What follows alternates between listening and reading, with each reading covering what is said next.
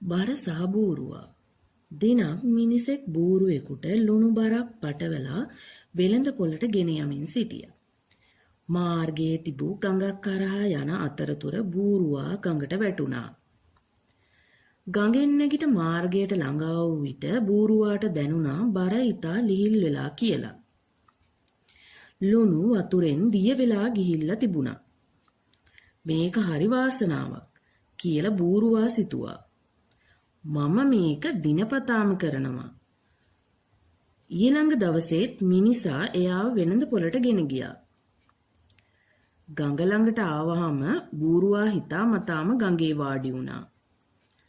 නමුත් මේ වතාව එයාට පටවලා තිබුණේ කපු පුළුන් බෑ. පුළුන් වතුරට පෙඟිලා දෙගුණයකට වඩා බර වුණා. බූරුවාට එය දරාගත නොහැකි වුණා.